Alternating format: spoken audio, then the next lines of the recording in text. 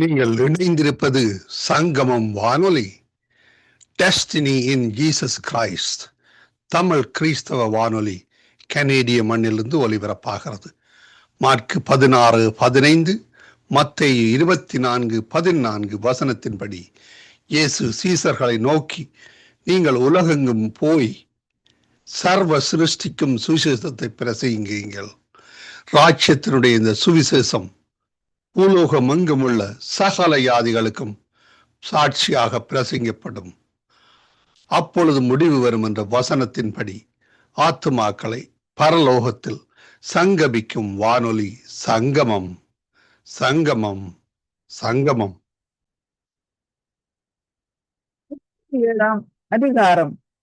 பெசலெயேல் சீத்திம் மரத்தினால் பெட்டியை உண்டு பண்ணினான். அதன் நீளம் 2.5 முழமும், அதன் அகலம் 1.5 முழமும், அதன் உயரம் 1.5 முழமானது. அதை உள்ளும் புறமும் மூடி சுற்றிலும் அதற்கு பொன் திரணையை உண்டாக்கி அதற்கு 4 பொன் வளையங்களை வார்ப்பித்து அவைகளை அதன் 4 மூலைகளிலும் போட்டு, ஒரு பக்கத்தில் 2 வளையங்களும் மறுபக்கத்தில் 2 வளையங்களும் இருக்கும்படி தைத்து, சீத்தி மரத்தினால் தண்டுகளை செய்து அவைகளை பொன் தகட்டால் மூடி, அந்த தண்டுகளால் பெட்டியை சுமக்கும்படி அவைகளை பெட்டியின் பக்கங்களில் இருக்கும் வளையங்களிலே பாய்ச்சினான். கிருபாசனத்தையும் பசும் பொன்னினால் பண்ணினான். அது 2.5 முழ நீளமும் 1.5 முழ அகலமுமானது. தகடாய் அடிக்கப்பட்ட பொன்னினால் 2 கேருபீன்களையும் உண்டாக்கி, கிருபாசனத்தின் 2 ஓரங்களிலே ஒரு புறத்து ஓரத்தில் ஒரு கேருபீனும் மறுபுறத்தில் மற்ற கேருபீனுமாக அந்த கேருபீன்களை கிருபாசனத்தின் 2 ஓரங்களிலும் அதனோட ஏக வேலைப்பாடாகவே பண்ணினான். அந்த கேருபீன்கள் தங்கள் செட்டைகளை உயர விரித்து தங்கள் செட்டைகளால் கிருபாசனத்தை மூடுகிறவைகளும் ஒன்று எதிர்முகம் உள்ளவைகளுமாய் இருந்தது. கேருபீன்களின் முகங்கள் கிருபாசனத்தை நோக்கி கொண்டிருந்தது. மேஜையையும் சீத்தி மரத்தால் பண்ணினான். அது 2 முழ நீளமும் 1 முழ அகலமும் 1 முழ உயரமும். அதை பசும் பொன் தகட்டால் மூடி சுற்றிலும் அதற்கு பொன் திரணையை உண்டாக்கி, சுற்றிலும் அதற்கு 4 விரற்கடையான சட்டத்தையும் அதன் சட்டத்திற்கு சுற்றிலும் பொன் திறனையையும் உண்டு பண்ணி, அதற்கு 4 பொன் வளையங்களை வார்ப்பித்து அவைகளை அதன் 4 கால்களுக்கு இருக்கும் 4 மூலைகளிலும் தைத்தான். அந்த வளையங்கள் மேஜையை சுமக்கும் தண்டுகளை பாய்ச்சும் இடங்களாயிருக்கும்படி சட்டத்தின் அருகே இருந்தது. மேஜையை சுமக்கும் அந்த தண்டுகளை சீத்தி மரத்தால் பண்ணி அவைகளை பொன் தகட்டால் மூடி, மேஜையின் மேல் இருக்கும் பாத்திரங்களாகிய அதன் பனிமுட்டுகளையும் அதன் தட்டுகளையும் தூப கரண்டிகளையும் அதன் பானபலி கரகங்களையும் மூடுகிறதற்கான அதன் கிண்ணங்களையும் பசும் பொன்னினால் உண்டாக்கினான். குத்து விளக்கையும் பசும் பொன்னினால் அடிப்பு வேலையாய் உண்டாக்கினான். அதன் தண்டும் கிளைகளும் மொக்குகளும் பழங்களும் பூக்களும் பொன்னினால் செய்யப்பட்டிருந்தது. குத்து விளக்கின் ஒரு பக்கத்தில் 3 கிளைகளும் அதன் மறுபக்கத்தில் 3 கிளைகளுமாக அதன் பக்கங்களில் 6 கிளைகள் செய்யப்பட்டது. ஒவ்வொரு கிளையிலே கோதுமை கொட்டைக்கு ஒப்பான 3 முக்குகளும் ஒரு பழமும் ஒரு பூவும் இருந்தது. குத்து விளக்கில் செய்யப்பட்ட 6 கிளைகளிலும் அப்படியே இருந்தது. விளக்கு தண்டில் வாதுமை கொட்டைக்கு ஒப்பான 4 மொக்குகளும் பழங்களும் பூக்களும் இருந்தது. அதில் செய்யப்பட்ட 2 கிளைகளின் கீழ் ஒரு பழமும், வேறு 2 கிளைகளின் கீழ் ஒரு பழமும், மற்ற 2 கிளைகளின் கீழ் ஒரு பழமும் இருந்தது. விளக்கு தண்டில் செய்யப்பட்ட 6 கிளைகளுக்கும் அப்படியே இருந்தது. அவைகளின் பழங்களும் அவைகளின் கிளைகளும் பசும் பொன்னினால் ஒரே அடிப்பு வேலையாய் செய்யப்பட்டது.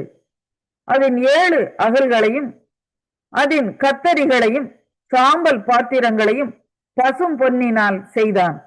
அதையும் அதன் பனிமுட்டுகள் யாவையும் 1 தாலந்து பசும் பொன்னினால் செய்தான். தூப பீடத்தையும் சீத்தி மரத்தினால் உண்டாக்கினான். அது 1 முழ நீளமும் 1 முழ அகலமுமான சதுரமும் 2 முழ உயரமுமாய் இருந்தது. அதன் கொம்புகள் அதனோடே ஏக வேலைப்பாடாய் இருந்தது.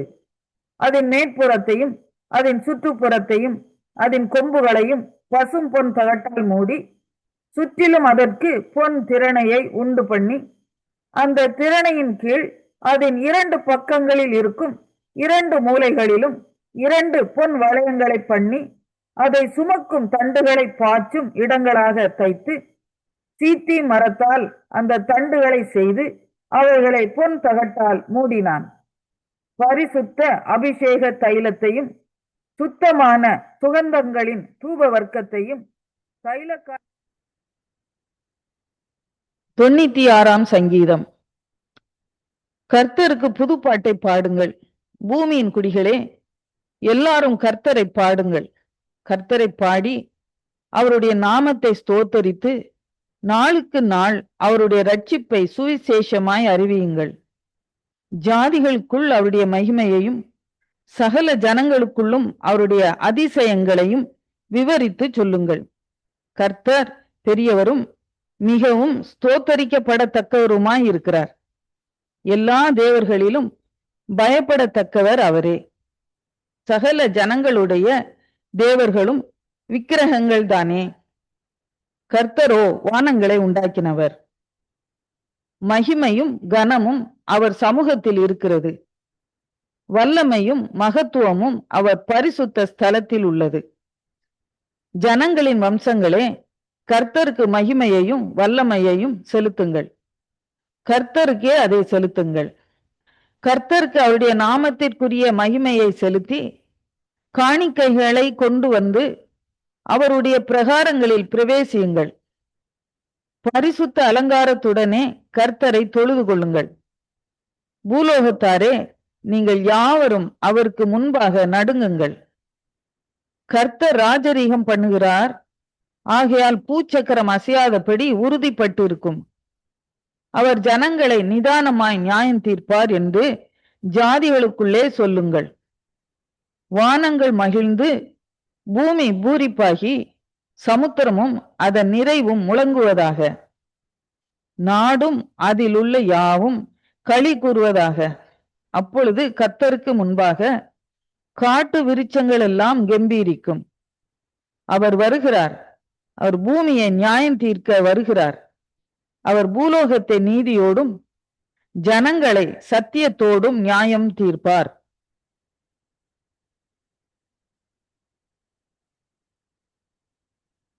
தொண்ணூத்தேழாம் சங்கீதம். கர்த்தர் ராஜரீகம் பண்ணுகிறார், பூமி பூரிப்பாகி திரளான தீவுகள் மகிழ கடவது. மேகமும் மந்தாரமும் அவரை சூழ்ந்திருக்கிறது. நீதியும் நியாயமும் அவருடைய சிங்காசனத்தின் ஆதாரம். அக்கினி அவருக்கு முன் சென்று சுற்றிலும் இருக்கிற அவருடைய சத்துருக்களை சுட்டரிக்கிறது. அவருடைய மின்னல்கள் பூச்சக்கரத்தை பிரகாசிப்பித்தது.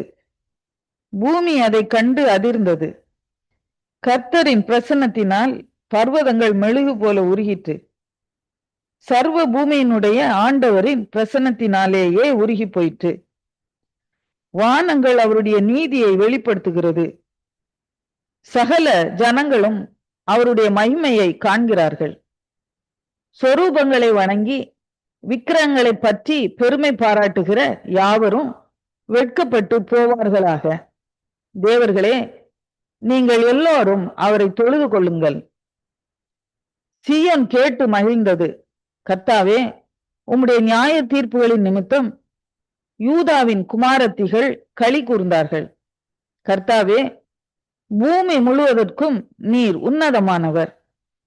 எல்லா தேவர்களிலும் நீரே மிகவும் உயர்ந்தவர். கர்த்தரில் அன்பு கூறுகிறவர்களே, தீமையை வெறுத்து விடுங்கள். அவர் தம்முடைய பரிசுத்தவான்களின் ஆத்துமாக்களை காப்பாற்றி துன்மார்க்கரின் கைக்கு அவர்களை தப்புவிக்கிறார். நீதிமானுக்காக வெளிச்சமும் செம்மையான இருதயத்தார்க்காக மகிழ்ச்சியும் விதைக்கப்பட்டு இருக்கிறது. நீதிமான்களே, கர்த்தருக்குள் மகிழ்ந்து அவருடைய பரிசுத்தத்தின் நினைவு கூறுதலை கொண்டாடுங்கள்.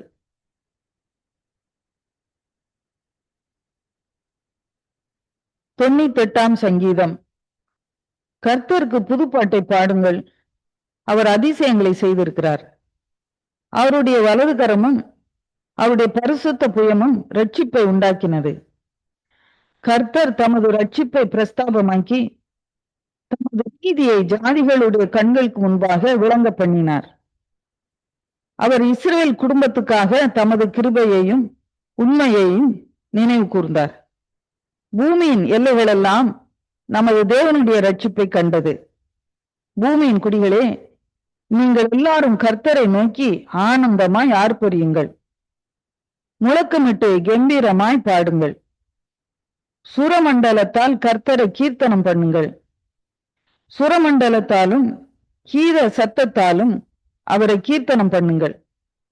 கர்த்தராகிய ராஜாவின் சமூகத்தில் பூரிகைகளாலும் எக்கால சத்தத்தாலும் ஆனந்தமாய் ஆர்ப்பரியுங்கள். சமுத்திரமும் அதன் நிறைவும் பூச்சகரமும் அதன் குடிகளும் கர்த்தருக்கு முன்பாக ஆறுகள் கைகொட்டி பர்வதங்கள் கெம்பீரித்து பாடக்கடவுது. அவர் பூமியை நியாயம் தீர்க்க வருகிறார். பூலோகத்தை நீதியோடும் ஜனங்களை நிதானத்தோடும் நியாயம் தீர்ப்பார்.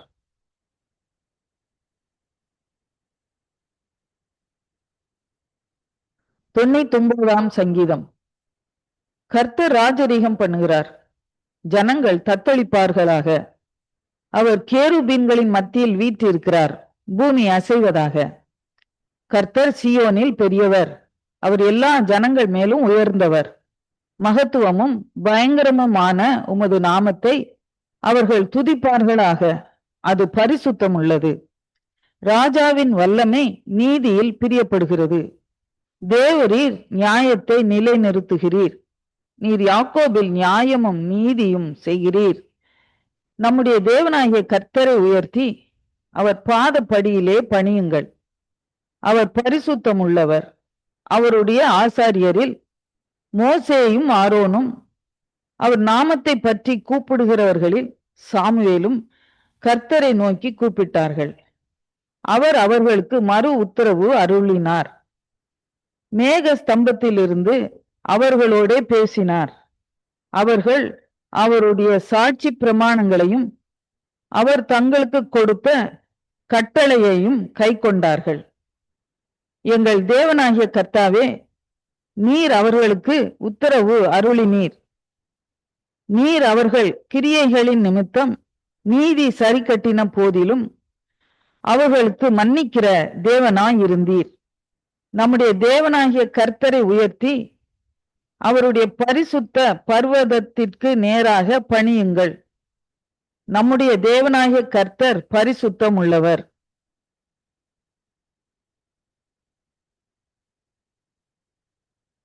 Corinthians 7ஆம் அதிகாரம். நீங்கள் எனக்கு எழுதின காரியங்களை குறித்து நான் எழுதுகிறது என்னவென்றால், ஸ்திரீயை தொடாமல் இருக்கிறது மனுஷனுக்கு நல்லது. ஆகிலும் வேசித்தனம் இராதபடிக்கு அவனவன் தன் சொந்த மனைவியையும் அவள் தன் சொந்த புருஷனையும் உடையவர்களாய் இருக்க வேண்டும். புருஷன் தன் மனைவிக்கு செய்ய வேண்டிய கடமையை செய்ய கடவன். அப்படியே மனைவியும் தன் புருஷனுக்கு செய்ய கடவள். மனைவியானவள் தன் சுய சரீரத்திற்கு அதிகாரி அல்ல, புருஷனே அதற்கு அதிகாரி. அப்படியே புருஷனும் தன் சுய சரீரத்திற்கு அதிகாரி அல்ல, மனைவியே அதற்கு அதிகாரி. உபவாசத்திற்கும் ஜெபத்திற்கும் தடையிராதபடிக்கு இருவரும் சில காலம் பிரிந்திருக்க வேண்டும் என்று சம்மதித்தால் அன்றி ஒருவரை விட்டு ஒருவர் பிரியாதிருங்கள். உங்களுக்கு விரதத்துவம் இல்லாமையால் சாத்தான் உங்களை தூண்டிவிடாதபடிக்கு மறுபடியும் கூடி வாழுங்கள். இதை நான் கட்டளையாக சொல்லாமல் யோசனையாக சொல்லுகிறேன். எல்லா மனுஷரும் என்னை போலவே இருக்க விரும்புகிறேன். ஆகிலும் அவனவனுக்கு தேவனால் அருளப்பட்ட அவனவனுக்குரிய வரம் உண்டு. அது ஒருவனுக்கு ஒரு விதமாயும் மற்றவனுக்கு ஒரு விதமாயும் இருக்கிறது. இல்லாதவர்களையும் கைம்பெண்களையும் குறித்து நான் சொல்லுகிறது என்னவென்றால், அவர்கள் என்னை போல இருந்துவிட்டால் அவர்களுக்கு நலமாயிருக்கும். ஆகிலும் அவர்கள் விரதத்தாராய் இருக்க கூடாதிருந்தால் விவாகம் பண்ண கடவர்கள். வேகிறதை பார்க்கிலும் விவாகம் பண்ணுகிறது நலம். விவாகம் பண்ணி கொண்டவர்களுக்கு நான் அல்ல, கர்த்தரே கட்டளை இடுகிறதாவது, மனைவியானவள் தன் புருஷனை விட்டு பிரிந்து போகக்கூடாது. பிரிந்து போனால் அவள் விவாகம் இல்லாதிருக்க கடவள், அல்லது புருஷனோட ஒப்புரவாக கடவள். புருஷனும் தன் மனைவியை தள்ளிவிடக்கூடாது. மற்றவர்களை குறித்து கர்த்தர் அல்ல, நானே சொல்லுகிறதாவது, சகோதரன் மனைவி அவிசுவாசியாயிருந்தும் அவனுடனே வாசமாயிருக்க அவளுக்கு சம்மதம் இருந்தால் அவன் அவளை தள்ளிவிடாதிருக்க கடவன். அப்படியே ஒரு ஸ்திரீனுடைய புருஷன் அவிசுவாசியாயிருந்தும் அவளுடனே வாசமாயிருக்க அவனுக்கு சம்மதம் இருந்தால் அவள் அவனை தள்ளிவிடாதிருக்க கடவள். எண்ணத்தினாலெனில் அவிசுவாசியான புருஷன் தன் மனைவியால் பரிசுத்தமாக்கப்படுகிறான், அவிசுவாசியான மனைவியும் தன் புருஷனால் பரிசுத்தமாக்கப்படுகிறாள். இல்லாவிட்டால் உங்கள் பிள்ளைகள் அசுத்தமாயிருக்குமே, இப்பொழுதோ அவைகள் பரிசுத்தமாயிருக்கின்றன. ஆகிலும் அவிசுவாசி பிரிந்து போனால் பிரிந்து போகட்டும். இப்படிப்பட்ட விஷயத்தில் சகோதரனாவது சகோதரியாவது அடிமைப்பட்டவர்கள் அல்ல, சமாதானமாய் இருக்கும்படிக்கே தேவன் நம்மை அழைத்திருக்கிறார். மனைவியானவளே, நீ உன் புருஷனை ரட்சிப்பாயோ அல்லவோ உனக்கு எப்படி தெரியும்? புருஷனே, நீ உன் மனைவியை ரட்சிப்பாயோ அல்லவோ உனக்கு எப்படி தெரியும்? தேவன் அவனவனுக்கு பகிர்ந்தது எப்படியோ, கர்த்தர் அவனவனை அழைத்தது எப்படியோ, அப்படியே அவனவன் நடக்க கடவன். எல்லா சபைகளிலேயும் இப்படியே திட்டம் பண்ணுகிறேன். விருத்த சேதனம் அழைக்கப்பட்டிருந்தால் விருத்த சேதனம் இல்லாதவனாய் இருக்க வகை தேடானாக. விருத்த சேதனம் இல்லாதவனாய் அழைக்கப்பட்டிருந்தால் விருத்த சேதனம் பெறாதிருப்பானாக. விருத்த சேதனமும் ஒன்றுமில்லை, விருத்த சேதனம் இல்லாமையும் ஒன்றுமில்லை. தேவனுடைய கற்பனைகளை கை கொள்ளுகிறதே காரியம். அவனவன் தான் அழைக்கப்பட்ட நிலைமையிலே நிலைத்திருக்க கடவன். அடிமையாய் நீ அழைக்கப்பட்டிருந்தால் கவலைப்படாதே. நீ சுயாதீனனாக கூடுமானால் அதை நலமென்று அனுசரித்துக் கொள். கர்த்தருக்குள் அழைக்கப்பட்ட அடிமையானவன் கர்த்தருடைய சுயாதீனனாய் இருக்கிறான். அப்படியே அழைக்கப்பட்ட சுயாதீனன் கிறிஸ்துவனுடைய அடிமையாயிருக்கிறான். நீங்கள் கிரயத்துக்கு கொல்லப்பட்டீர்கள், மனுஷருக்கு அடிமைகளாகாதிருங்கள். சகோதரரே, அவனவன் தான் அழைக்கப்பட்ட நிலைமையிலே தேவனுக்கு முன்பாக நிலைத்திருக்க கடவன். அன்றியும் கன்னிகைகளை குறித்து கர்த்தரால் எனக்கு கட்டளை இல்லை, ஆகிலும் நான் உண்மையுள்ளவனாய் இருக்கிறதற்கு கர்த்தரால் இரக்கம் பெற்று என் அபிப்பிராயத்தை தெரியப்படுத்துகிறேன். அது என்னவெனில், இப்பொழுது உண்டாயிருக்கிற துன்பத்தின் நிமித்தம் விவாகம் இல்லாமல் இருக்கிறது மனுஷனுக்கு நலமாய் இருக்கும் என்று எண்ணுகிறேன். நீ மனைவியோட கட்டப்பட்டிருந்தால் அவிழ்க்கப்பட வகை தேடாதே.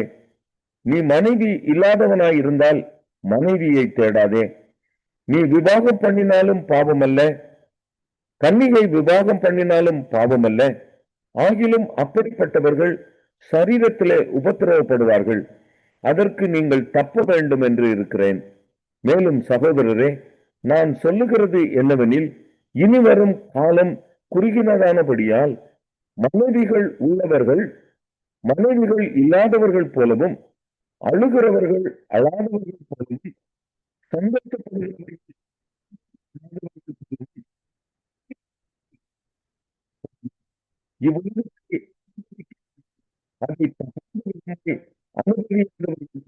இருக்க வேண்டும்.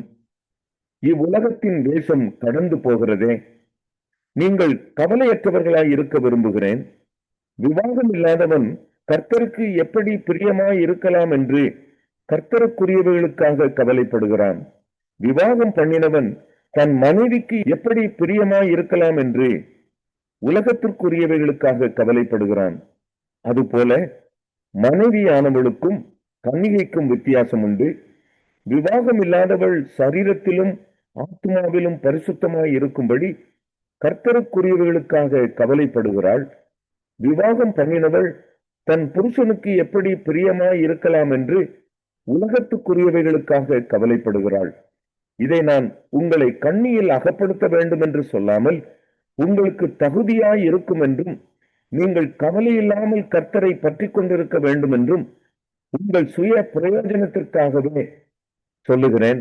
ஆகிலும் ஒருவன் தன் புத்திரரின் கன்னிகை பருவம் கடந்து போனதினாலே அவள் விவாகம் பண்ணாமல் இருப்பது அவளுக்கு தகுதி அல்லவென்றும் அவள் விவாகம் பண்ணுவது அவசியம் என்றும் நினைத்தால் அவன் தன் மனதின்படி செய்ய கடவன். அது பாவம் அல்ல, விவாகம் பண்ணட்டும்.